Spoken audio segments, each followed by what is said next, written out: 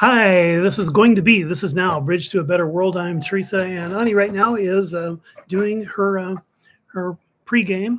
So I thought I'd bring out the graphics department. Stories from around the globe.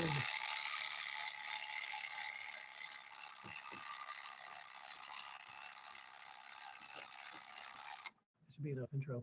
The globe is very hot. That's our point today. Heat deaths. Pretty grim topic. Thousands, more than 1,000 are dead. 1,081 is the official count right now. From the latest, that's the temperature at the Grand Mosque in Mecca hit 125 degrees Fahrenheit. Hundreds are dead in India over the last 3 months. 150 are dead in Mexico since March. Macaques dropping dead from their trees. And these counts are suspect.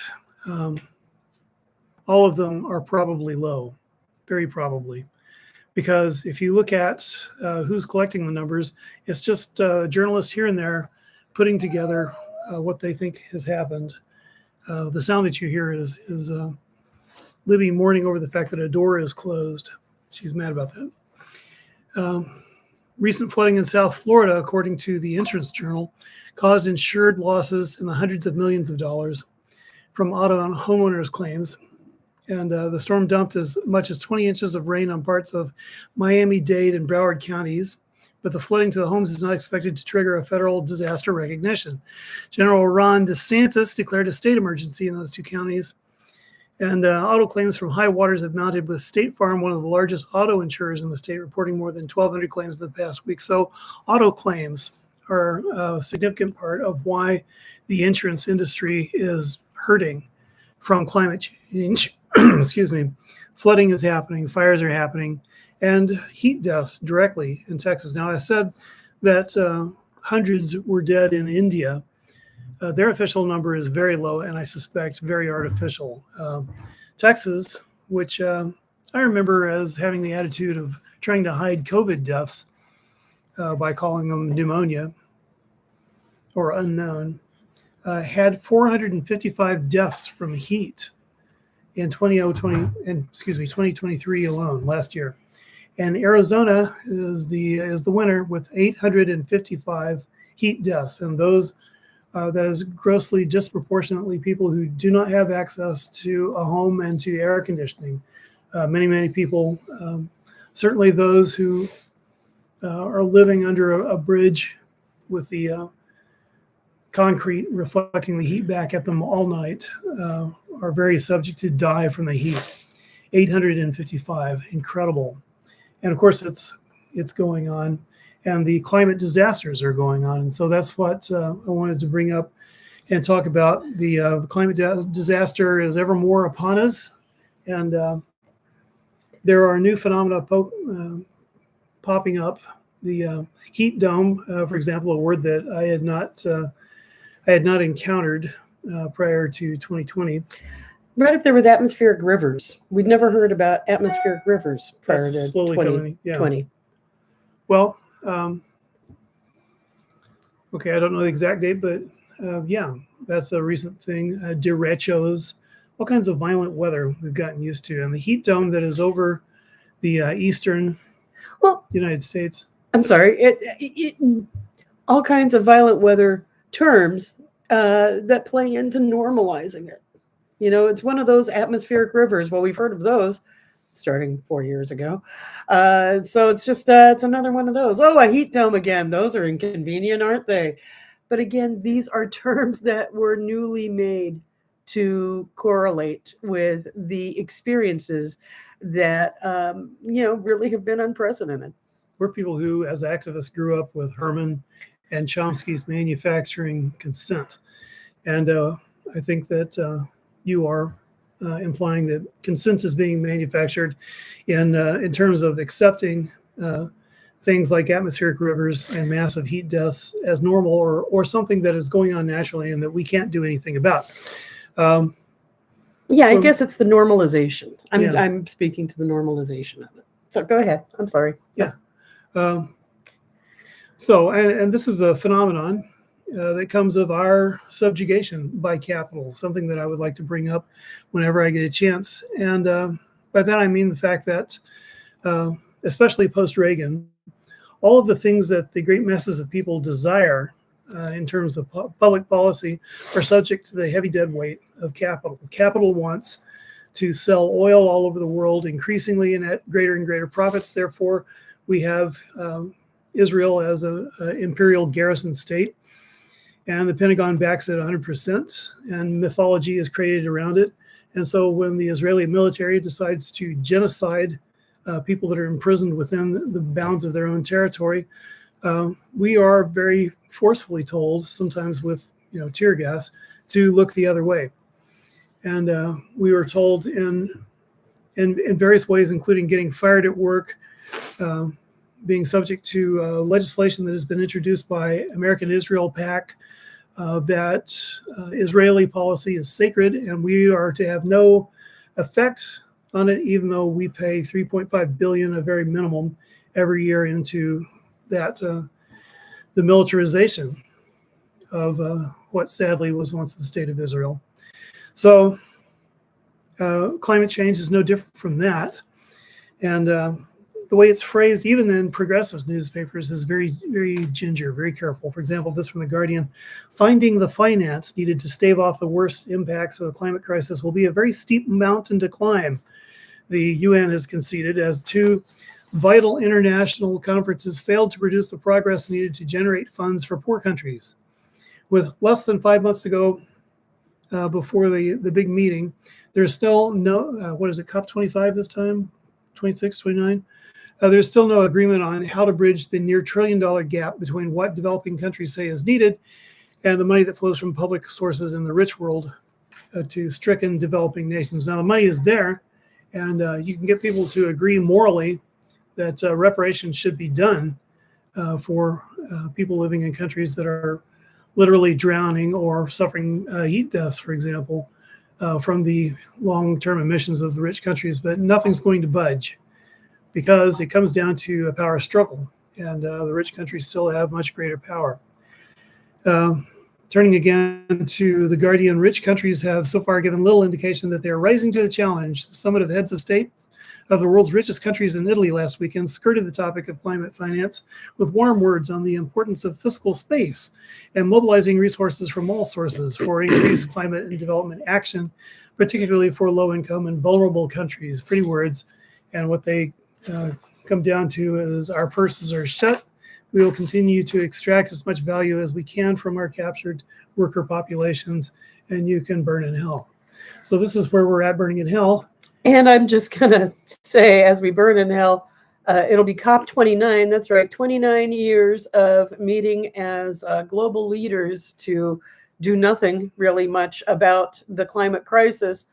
This year, if you're planning to attend, you'll be going to Baku, Azerbaijan. That's right. Baku, Azerbaijan will be hosting COP29. Well, I'll just gas up the car then, shall I? Just saying.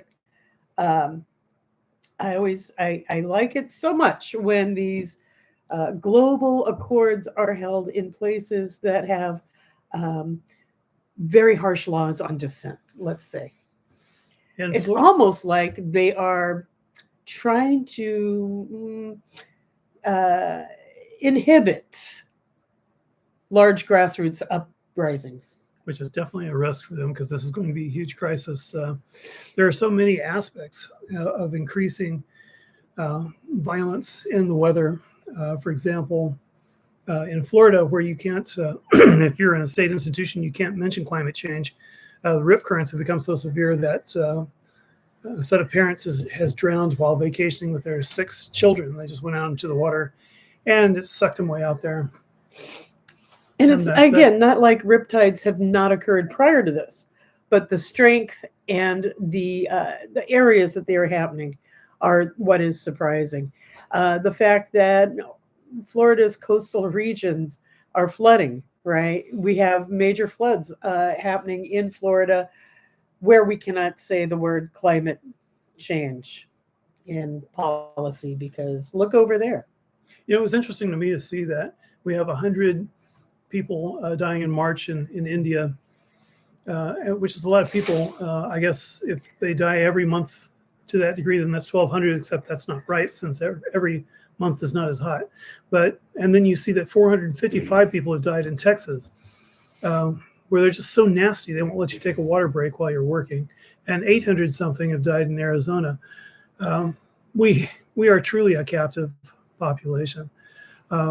There are aspects of certain governments in India that work hard and diligently and sincerely for the betterment of the people with very little money. Here we have a titanic amount of money where the governments work hard and diligently for the super rich and let us die. This is true in so many ways. It's true in the sense of the inhalers that used to go for hundreds of dollars until Bernie Sanders embarrassed the corporations and got it down to a national $35. Pardon me. It's true in climate change. It's true in imperialism.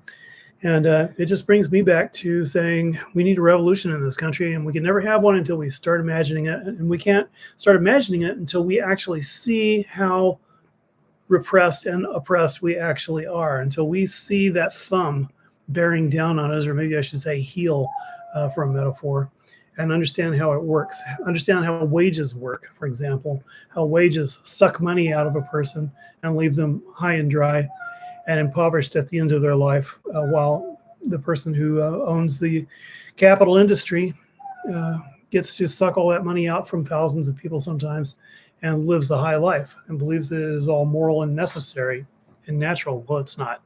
It absolutely is not. And it's not natural that we do not have the levers. We can't find the levers to stop climate change, and that organizations like BP tell us just to use less gas and turn the lights off and things like that. They're lying to us. They need to be shut down. If we cannot shut them down legally, we need to shut them down forcibly, because we have a right, even defined by the UN, to save our own lives, and that is what is at risk here as the climate warms severely. There's two disturbances in the Atlantic right now, one in the Gulf and one off the coast of South Carolina. And who knows how they'll turn out, but the waters there are warmer than they've ever been.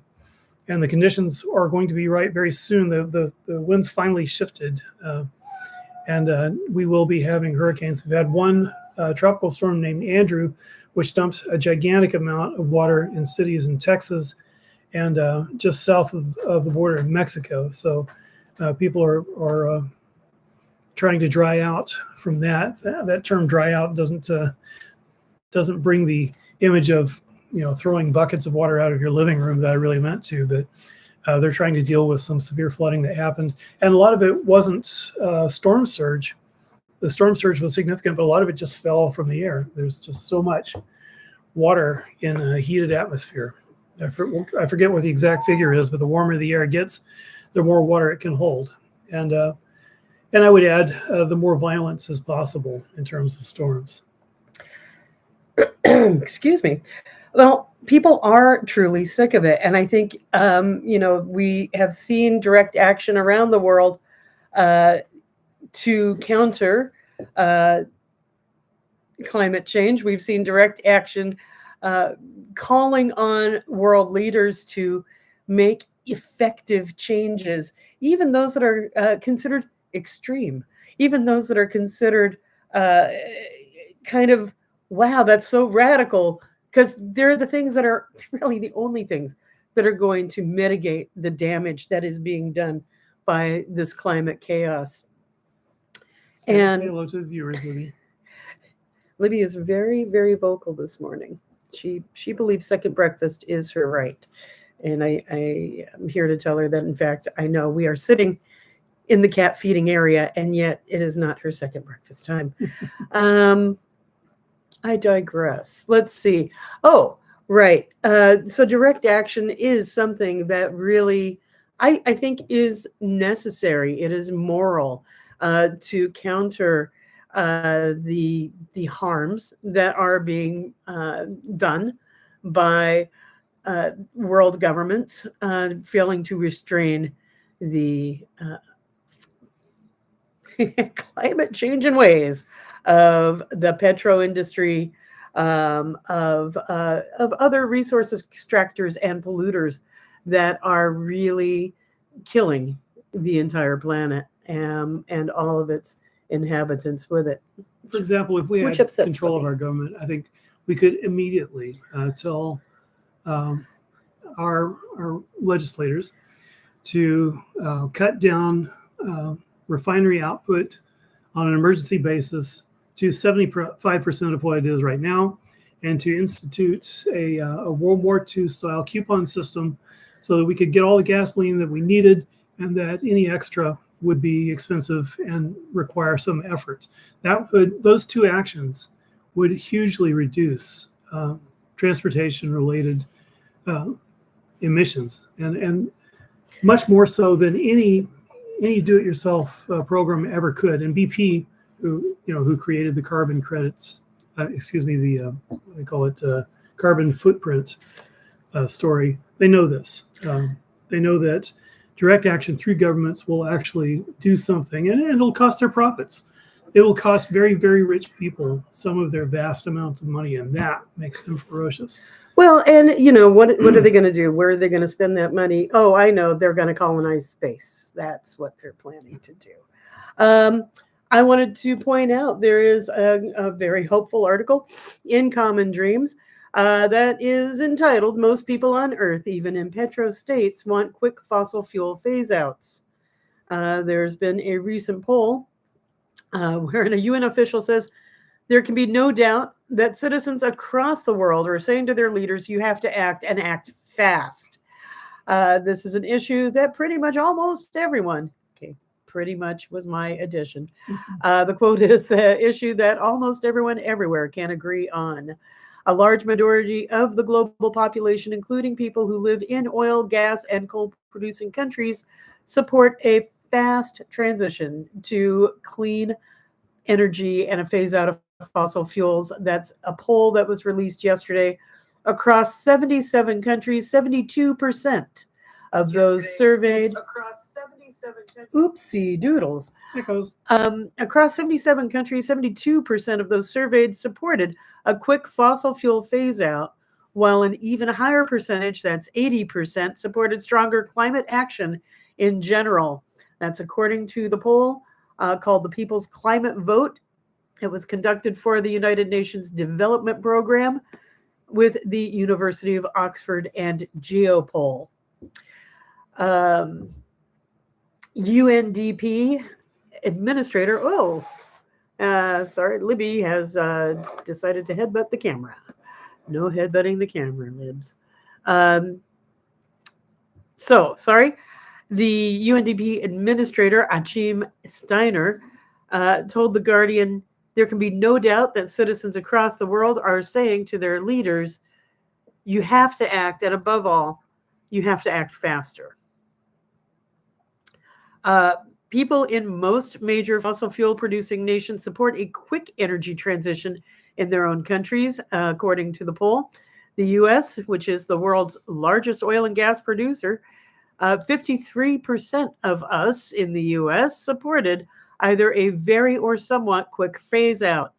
In Saudi Arabia, the second largest oil producers, 75% of the people said they wanted a very or somewhat quick phase out. And China and India, the leading coal producers, also had overwhelming majority of populations supporting a phase out. China at 80%, India at 76%. The poll also showed overwhelming support for transnational cooperation, even if it requires setting aside other differences. 86% of those surveyed said they want their countries to tackle climate change together. The official from the UNDP called that a stunning level of consensus. I mean, I think this is actually one of those situations, aside from alien invasion from some other planet, this is actually one of those things that has an opportunity to unite the globe, to say, no, we really don't want to keep having atmospheric rivers and heat domes in rapid succession. We don't want atmospheric rivers and fires, heat domes and floods, and landslides that have been in the news for the last couple years, like in the headlines just about every damn week. Before that, house destroying derechos and tornadoes were very much in the news, and that's pretty frightening if you think about it. I mean, this place that we're in is pretty solid, but it wouldn't survive a tornado. Well, nothing does. I think the point here is that, including the National Atmospheric and Weather, NOAA folks, say that we are in for the most energetic hurricane season. We've already seen the tornadoes starting early this year. We have seen the tropical storms starting early this year, and they're expected to go late. So we really do need to catch up with the fact that this is not some crazy once in a lifetime. Wow, that year was a wacky year for weather, wasn't it? Wasn't last year weird for weather? Gee, this year seems a little weird for weather too. This is the new normal. Yep. And it's actually, somebody said last year, hey, remember the weather this summer because it's the best it's ever going to be. And, we are on that slide because of the damage that human caused pollution has already wreaked. That's true. I mean, the y-axis is going to wobble, and we're coming out of an El Nino year, but the undermining of the Thwaites Glacier that was done this year was severe, and that's going to go on for the rest of our lives. That's going to shorten the amount of time in which it's going to shorten the amount of time that it takes for the Thwaites Glacier to come crashing into the ocean and then bring the remaining Antarctic area behind it. It's going to happen. It's going to happen faster because of this year. And then that's, when we get back to the y-axis, after the conditions improve a wee bit, then they're just going to go back to worse. I mean, they can't not. There's no factor to stop it. There's no cooling factor. So I think we have the right to talk amongst ourselves about seizing big oil. And when someone comes up to you and says, what's your carbon footprint? You should be responding, well, when will you join me in calling for the seizure, nationalization of big oil and just the end of the whole petro state? It has to end. They are going to fight. It will be bloody. Well, and just to point out that we have a presidential candidate, the Great Orange one, who was actively offering to sell our futures to petrochemical big business for $1 billion donation. As he said, it's a great deal for you because he'll gut all the environmental protections when he is, in fact, seated as president. What do you mean he's going to make America greater? He's going to kick all the pedophiles out and in a great I don't purge. You're yay sarcasm.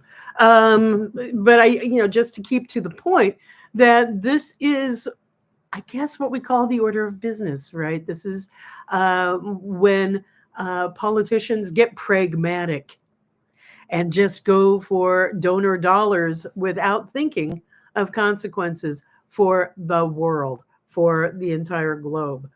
We know that Trump is a narcissist. We know that he doesn't give two flying fucks about those of us living on this planet that are not him, really. But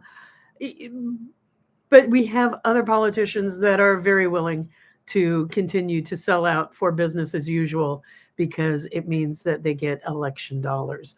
So, sort of part and parcel to all of the ills of the world. Again, I'm going to just say we need effective finance reform in politics. Oh, libs. There you are. Big as life and twice as natural. I wanted to say one good thing did happen this week, and that is that Biden has proposed a directive to protect old growth forests. He put that out yesterday. It's an important thing, not just for the forests themselves, but also for the role of the healthy forests play in mitigating this climate disaster, as forests in this country absorb about 10% of our greenhouse gas emission every year. They don't do that nearly as well if they're cut down or burned down.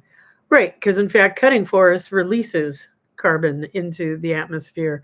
Maintaining maintaining forests bring in. They use that greenhouse gas for their own lives, right? So, U.S. Department of Agriculture, Forest Service announced a draft environmental impact statement for the proposed National Old Growth Forest Plan amendment that is set to appear in the Federal Register today. It begins a 90-day public comment period.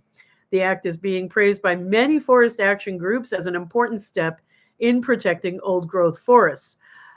Follows an executive order that Biden signed 2 years ago as part of the Inflation Reduction Act, which directed $50 million be spent in old growth conservation. While this act is an important step in the right direction, it does fall short of a blanket prohibition on old growth logging. It's been long sought by many activists and environmentalists. The writers of the policy did not want that blanket prohibition because they believe it would make it harder to thin forests to better protect communities against wildfires that have grown more severe as the planet has in fact warmed. However, it should be noted that the wildfires that rage generally aren't raging, not 100% of the time, but generally don't rage in the old growth and mature forests because, because of the forest ecosystems. The hottest blazing, most catching, spreading wildfires are generally forests that have been logged and have large amounts of slash left behind. And old growth forests actually use fire.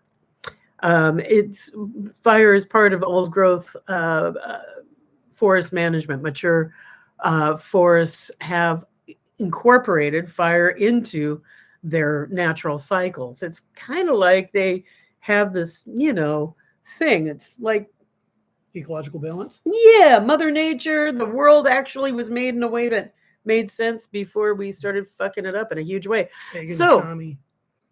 I'd be pagan anarchist to you.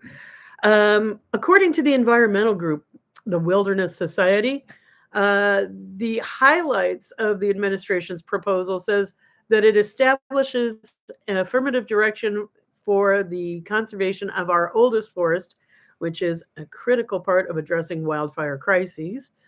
It provides some protection for the remaining old growth forests from harmful logging. It creates a roadmap that promotes a collaborative, community-led approach for conserving old growth forests, including identifying forests that should be stewarded to become old growth in the future. Those are the mature forests that we can stay out of to allow them to, develop in the ways that they will. It elevates the role of tribes in forest management through co-stewardship agreements, and it includes the Tongass National Forest in southeast Alaska within the amendment's scope of old growth conservation.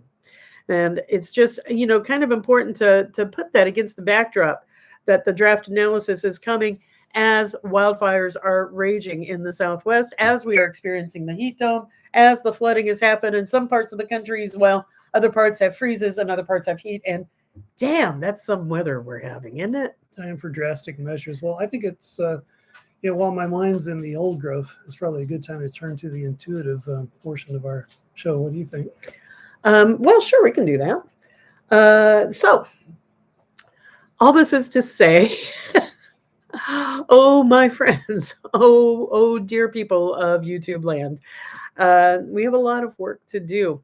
I do want to make a quick comment because I just can't be a pagan at solstice and not make a quick comment to the climate activists who unloosed streams of orange, I want to say temporary, that's the word I'm looking for, paint, orange colored cornstarch onto Stonehenge just before the annual solstice celebrations there. Yeah, bless. I wasn't that into throwing mashed potatoes at works of art. I get what you're saying. I get what you're saying. The living world is more precious than any work of art might be. And here we are protecting great works of art while letting the world burn, quite literally. Understood. That said, it's really, I'm just going to say, a stupid ass tactic. I do believe in direct action. I do believe direct action gets the goods. And I also think it's super important to actually concentrate your actions where they're going to do the most good. Past grabbing a headline, what the hell good does that do? Let's just say I'm way much for the idea of activists actually focusing and concentrating their efforts at the doors of corporate interests, at the doors of those with their hands on the levers of power. I think, honestly, it is a PR nightmare to target great works of art. And I think that you're really a dipshit when you target an archaeological site, especially, I'll go ahead and say a site of great cultural and religious significance. You don't like that, do you? I don't. I don't like that one bit. I think it's important to draw attention to our climate crisis. God knows we've been yelling it from the mountaintops, from the houses, from the bridges, from everywhere we can. It's a discussion for 30 years. I mean, how do you respond to what was revealed subsequently, that the same sort of paint was sprayed onto private jets nearby? Right. You like that praxis? I think that we has to consider the target of your action, right? It's kind of like when some folks, after long demonstrations in Portland, got smashy with some windows and actually smashed windows of a few small businesses that had nothing to do with the foreclosures and poor economic situations and police brutality that were in fact the targets of the protests. It's important to align the target of your action with your protest. That's all I'm saying. So that said, here we are. We are a day past solstice. This is the full moon. So energy is, I'm going to say, super high for manifesting. So it is important to keep a vision of what we want to bring into this world. This is a super high point in manifesting our desires. And the cards I have are kind of a warning about manifesting your fears. So let's look at some steps to counter that. I have the Page of Swords. The Page of Swords in this deck is this sprightly little cat, a jumpy fellow. They are full of energy, ready to take action, but they might not know how to direct that. They might be jumping at shadows. They might be just sort of having the zoomies without an actual target, without an actual idea of how to effectively release this sort of pent up anxiety. John, yes, misdirected action is fodder for the intended targets. Thank you. That is very succinctly put. Yes. And we have the Five of Cups inversed. And the Five of Cups talks about the fact that there has been disruption, there has been loss. The loss is genuine, but it is important at this point to focus on healing, to focus on what is going to mitigate harm, and to focus on recovery after the loss. And we have the Four of Cups. The Four of Cups is, again, about sort of a crying over spilt milk, if you will. Traditional tarot has this as a person who is visibly distraught over cups that are spilled before them and missing the cup being handed to them. And so to focus on loss, to focus on harm, to focus on those things that make us really anxious, while it's important to keep them in our heads because we have to work against them, we actually have to find the appropriate targets of those angstful moments. When we are dissatisfied with our lives, we can't just jump at everything. We have to, in fact, engage strategy, which is bringing in more wisdom than this kitten has. I'm not going to say kittens are not generally wise beings, but in this particular situation, it's it's a cat with the zoomies.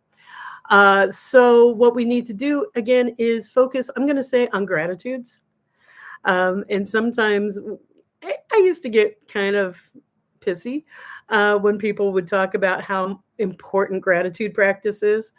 I grew up in kind of a world where, let's just say, I faced a lot of bullying. I grew up a poor kid in a very blue collar section of town. I was always the little queer freak.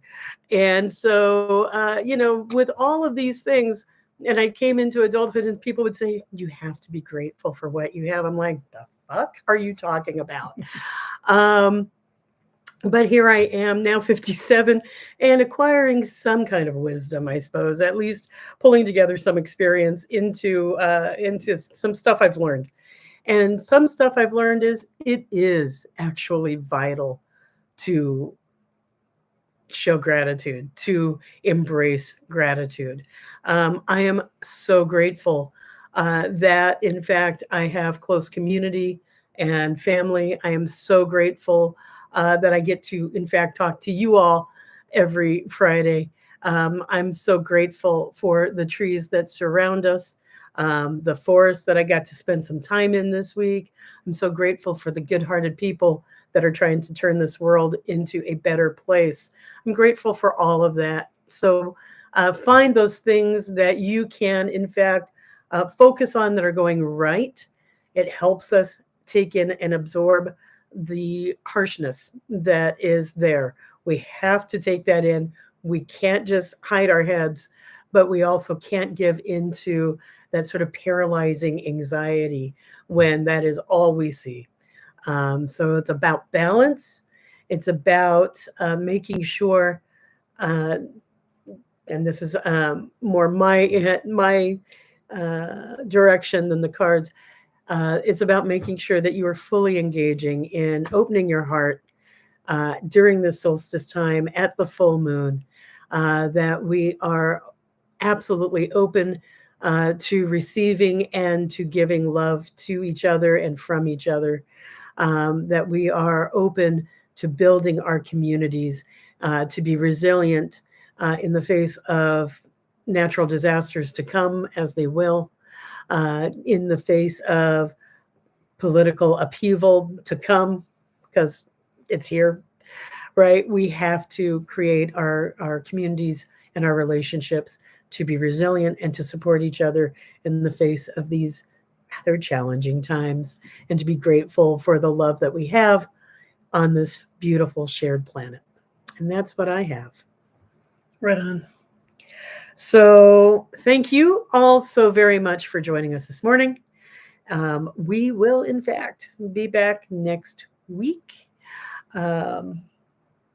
Anything else to add from you? Oh, just cheery thoughts. In 10 days, Steve Bannon has to go to jail, and then on July 11th, Trump gets sentenced. So we got things to look forward to here. It's true. And I just have to say, we are in the midst of birthday season. Teresa just turned 66. Woo. And again, for this, I am grateful. And so I want to thank Teresa publicly and to wish her a very happy 66th year full of all manner of good things. Thank you.